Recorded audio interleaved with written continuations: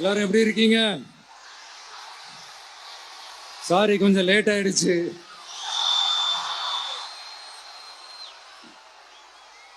திருச்சியில காலையில பேசினப்போ அங்க ஒரு மைக் ப்ராப்ளம் இருந்தது. அதனால அங்க பேசினதுல ஒரு சில விஷயங்களை இங்க நான் திரும்ப ரிப்பீட் பண்றேன்.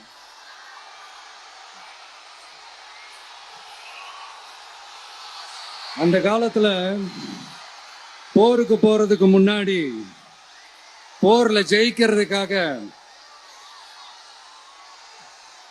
குலதெய்வம் கோயிலுக்கு போய் சாமியை கும்பிட்டு தான் போருக்கு போவாங்களாம். அந்த மாதிரி அடுத்த வருஷம் நடக்க போற ஜனநாயக போருக்கு தயாராகிறதுக்கு முன்னாடி நம்ம மக்களை அதாங்க உங்க எல்லாரையும் பார்த்துட்டு போலான்னு வந்திருக்கிறேன். இங்க என்ன பார்க்க வந்திருக்கிற என்னுடைய அம்மாக்கள், அக்கா தங்கைகள், அண்ணன் தம்பிகள், நண்பர்கள், நண்பிகள், உங்க எல்லாரையும் பார்க்கும்போது மனசுக்குள்ள ஒன்னே ஒண்ணுதான் தோணுது. உங்களோட இந்த அன்புக்காக எவ்வளவு பெரிய உயரத்தையும், எவ்வளவு பெரிய வருமானத்தையும், எவ்வளவு பெரிய வசதியையும் தூக்கி எறிஞ்சிட்டு வரலாங்க. உங்களோட இந்த அன்பை விட, இந்த பாசத்தை விட, உங்களை விட எனக்கு இந்த உலகத்துல வேற எதுவுமே பெருசா தெரியல. ஒரு சாதாரணமா இருந்த ஒரு விஜய இந்த உயரத்துல தூக்கி வச்சு கொண்டாடிக்கிட்டு இருக்கிறீங்க. உங்க வீட்டுல ஒருத்தனாவே ஆக்கிட்டீங்க, உங்க சொந்தக்காரனாவே ஆக்கிட்டீங்க. என்னங்க பெரிய பணம் வேணுங்கிற அளவுக்கு பார்த்தாச்சு. அரசியலுக்கு வந்துதான் நான் பணம் சம்பாதிக்கணுமா என்ன? அதுக்கு கொஞ்சம் கூட அவசியமே இல்லை. எனக்கு எல்லாத்தையும் எல்லாமும் கொடுத்த உங்களுக்காக உழைக்கிறத தவிர எனக்கு வேற எந்த எண்ணமும் எந்த வேலையும் இல்லை. விஜய் அண்ணா, விஜய் தம்பி, விஜய் தம்பி, நம்ம விஜய், நம்ம விஜய்னு என்னடா இந்த விஜய் தனியாளா இருப்பான்னு பார்த்தா எப்ப பாரு மக்கள் கடலோட மக்கள் கடலாவே இருக்கிறானேன்ட்டு இந்த எதிரிகளுக்கெல்லாம் தெரிஞ்சவன நம்மளை பத்தி கண்ணாம்பண்ணான்னு பேச ஆரம்பிச்சிருக்கிறாங்க. அதாவது நான் மரியாதையா பேசினா கூட அதை தவறா எடுத்துக்கிறாங்கன்னா பாத்துக்கங்களேன்.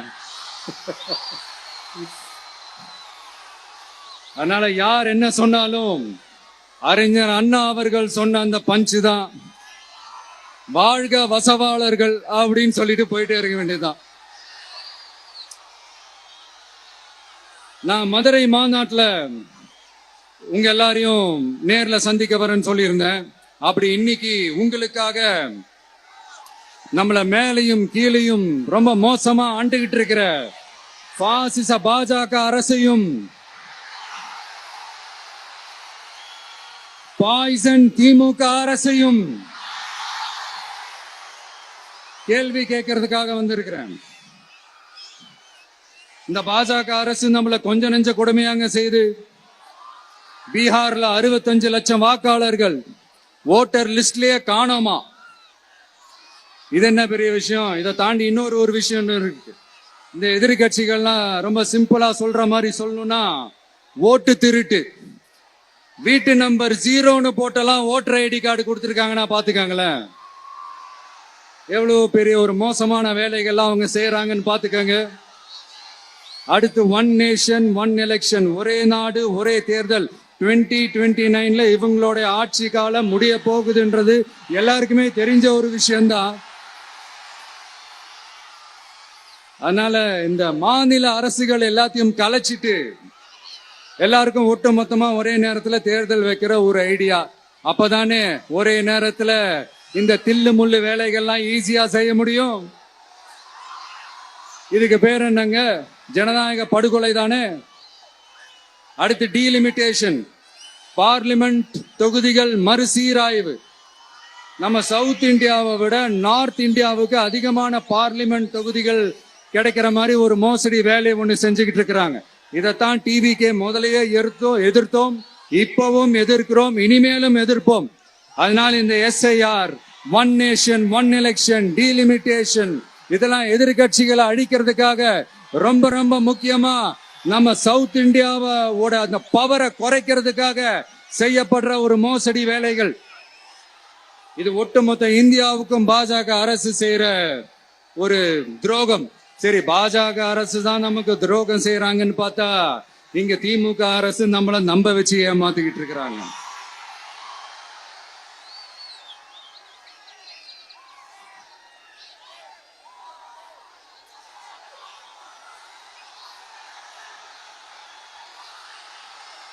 கிட்டத்தட்ட நானு நீங்க எல்லாருமா சேர்ந்துதான் இவங்க நல்லது செய்வாங்கன்னு நினைச்சு தேர்ந்தெடுத்தோம். ஆனா நீங்க பாத்தீங்கன்னா, thank you, I love you, thank you thank you thank you. நீங்க பாத்தீங்கன்னா ஒரு 505 தேர்தல் வாக்குறுதிகளை நமக்கு தமிழ்நாட்டு மக்களுக்கு கொடுத்தாங்க. அதுல எத்தனை வாக்குறுதிகளை இந்த திமுக கவர்மெண்ட் நிறைவேற்றிருக்கு? முக்காவாசி வாக்குறுதிகளை கூட நிறைவேற்றாம எல்லாத்தையும் நிறைவேற்றிட்டோம் இப்படி கொஞ்சம் கூட மனசாட்சியே இல்லாம இப்படி கதை விடுறீங்களே மை டியர். வேணாம் வேணாம் வேணாம் வேணாம். உங்களுக்கு தான் ஆசையா பாசமா கூப்பிட்டா பிடிக்க மாட்டேங்குது. இப்படி கதை விடுறீங்களே மை டியர் சிஎம் சார்.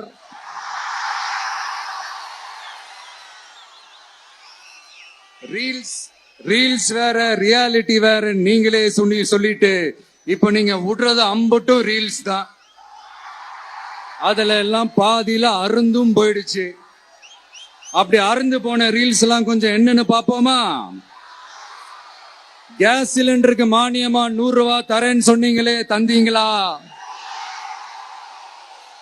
1000 ரூபாய் ஒருத்தர் விடாம எல்லா பெண்களுக்கும் தருவேன்னு சொன்னீங்களே, தந்தீங்களா?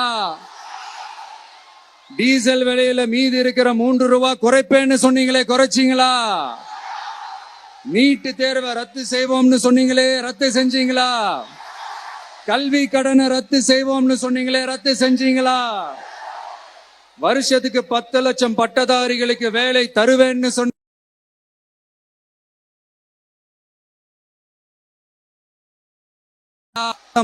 விழா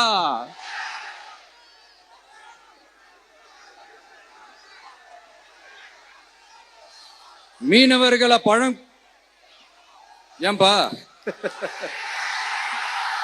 மீனவர்களை பழங்குடியின பட்டியல சேர்ப்போம்னு சொன்னீங்களே, சேர்த்தீங்களா?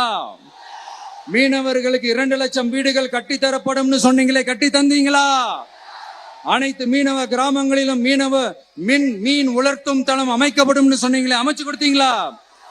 நெசவாளர்களுக்கு கூட்டுறவு சங்கத்துல கொடுக்கிற கடனுக்கு வட்டி 12% இருந்து 8% குறைக்கப்படும் சொன்னீங்களே, குறைச்சிங்களா? ஆட்டோ ஓட்டுறவங்களுக்கு சொந்த ஆட்டோ வாங்க 10,000 மானியம் வழங்குவோம்னு சொன்னீங்களே, வழங்குனீங்களா?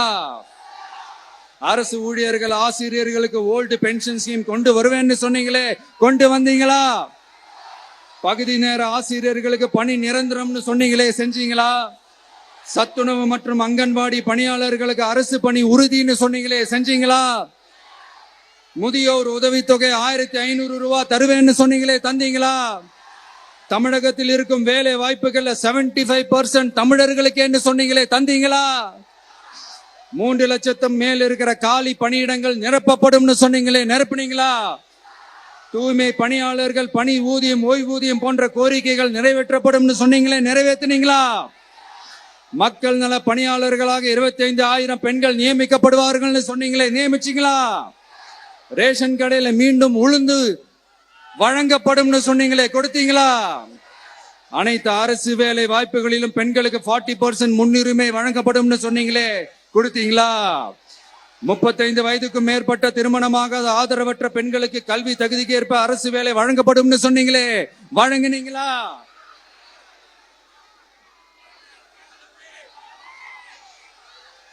வகுப்பு வாரியத்தின் கோரிக்கைகள் பரிசீலிக்கப்பட்டு மேற்கொள்ளப்படும் சொன்னீங்களே, செஞ்சீங்களா? அரசு வீட்டு வசதி மற்றும் குடிசை மாற்று வாரிய வீடுகளில் மாற்றுத்திறனாளிக்கு ஒதுக்கீடு செய்யப்படும் சொன்னீங்களே, செஞ்சீங்களா? இலங்கை தமிழர்களை காப்பாற்ற ஒரே தீர்வு பொது வாக்கெடுப்பு தான், அதை நடத்த வலியுறுத்துவோம்னு சொன்னீங்களே, செஞ்சீங்களா? இப்படியே நம்ம கேள்வி கேட்டுக்கிட்டே இருக்க வேண்டியதுதான். இவங்க கிட்ட இருந்து எந்த பதிலும் வரப்போறது இல்ல. ஏன்னா இருந்தாதானே. அதனால நான் உங்களை கேக்குறேன், செய்வோம் செய்வோம் செய்வோம் செய்வோம்னு சொன்னாங்களே, செஞ்சாங்களா? சத்தமா சத்தமா? மை டியர், வேணாம் வேணாம் வேணாம். அப்படி கூப்பிட்டா, ஆசையா பாசமா கூப்பிட்டா அவங்களுக்கு பிடிக்க மாட்டேங்குது. அதனால கேக்குதா மை டியர் சிஎம் சார்? அவங்க பண்றது துரோகம்னா நீங்க பண்றது நம்பிக்கை மோசடி. இது ரெண்டுமே ஒண்ணுதான், ரெண்டுமே ஏமாத்து வேலைதான், இது ரெண்டுமே ஜனநாயக குற்றம் தான். இப்படி ஏமாத்துறதுல இவங்க ரெண்டு பேருமே ஒரே வகைரா தான்.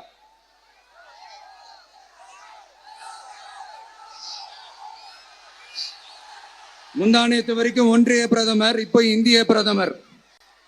இப்படி மாத்தி மாத்தி பிளேட்டை மாத்தி மாத்தி பேசுறதுல நம்ம சிஎம் சார் ரொம்ப பிரில்லியன்ட். இப்ப புரியுதா மக்களே? மறைமுக உறவுக்காரர்கள்னு நாம ஏன் சொல்றோம்னு. சரி, இப்ப நம்ம அரியலூர் மாவட்டத்துக்கு வருவோம்.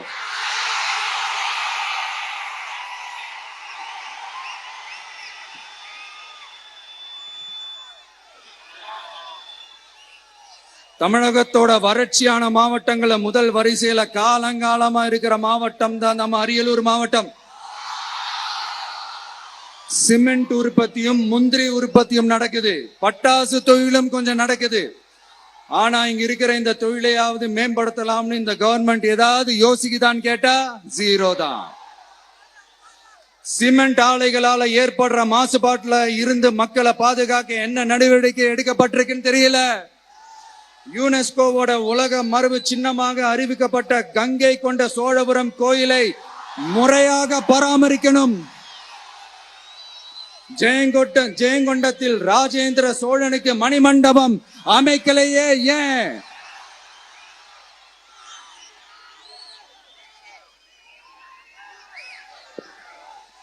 மருதையாத்தோட குறுக்க வாராணவாசி தடுப்பணை கட்டுறத பத்தி 4 வருஷமா கண்டுக்கலையே ஏன்? அரியலூர்ல இருந்து ஜெயங்கொண்டான் காட்டுமன்னார் கோயில் வழியாக சிதம்பரத்துக்கு ரயில்வே வழித்தடம் அமைக்கணும்ன்ற கோரிக்கை என்னாச்சுன்னு தெரியல. ஜெயங்கொண்டத்திலிருந்து கும்பகோணத்திற்கு ரயில்வே வழித்தடம் அமைக்கணும்ன்ற கோரிக்கை என்னாச்சுன்னு தெரியல. அரியலூர்னாலே முந்திரி உற்பத்தி தான் பிரதானம், அதனால முந்திரி தொழிற்சாலை அமைக்கணும்ன்ற கோரிக்கை என்னாச்சுன்னு தெரியல. இந்த மாவட்ட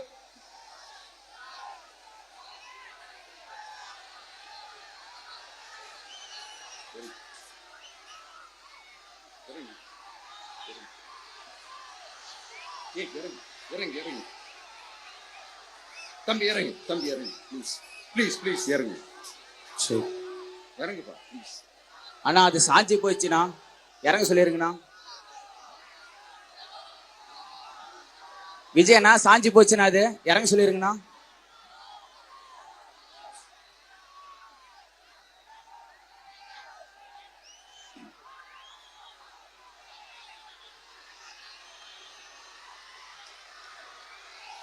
ஹலோ பிரதர் சார், அவரை இறங்க சொல்லுங்க ப்ளீஸ்.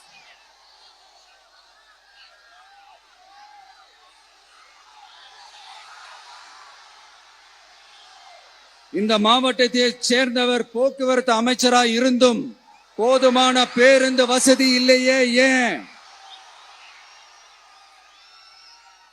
என்னடா இவன் வந்ததுல இருந்து கேள்வியா கேக்குறான், இவன் வந்தா என்ன செய்வான்னு கேக்குறீங்க அதானே? தீர்வை நோக்கி போறதும் தீர்வை காண்றதும் மட்டும்தான் நம்ம டிவிக்கோட லட்சியமே. நம்மளோட தேர்தல் அறிக்கையில இதுக்கான விளக்கத்தை ரொம்ப தெளிவா சொல்லுவோம். ஆனா அதுக்கு முன்னாடி அதை செய்வோம் இதை செய்வோம் இந்த பொய்யான வாக்குறுதிகள்லாம் எப்பவுமே கொடுக்க மாட்டோம். எது நடைக்கு சாத்தியமோ எது உண்மையோ அதை மட்டும்தான் கொடுப்போம். ஆனா அட் த சேம் டைம் மருத்துவம், குடிநீர், ரேஷன், கல்வி, அடிப்படை சாலை வசதி, மின்சாரம், இந்த மாதிரி அடிப்படை விஷயங்கள்ல நோ காம்ப்ரமைஸ். பெண்கள் பாதுகாப்புல, சட்டம் ஒழுங்கு பாதுகாக்கிறதுல நோ காம்ப்ரமைஸ். சிம்பிளா நம்மளுடைய விஷன் என்னன்னு சொல்லணும்னா, ஏழ்மை வறுமை இல்லாத தமிழகம், குடும்ப ஆதிக்கம் இல்லாத தமிழகம், ஊழல் இல்லாத தமிழகம், உண்மையான மக்களாட்சி, மனசாட்சி உள்ள மக்களாட்சி. கான்பிடண்டா இருங்க, நல்லதே நடக்கும், வெற்றி நிச்சயம். மீண்டும் சந்திக்கும் வரை நன்றி, வணக்கம்.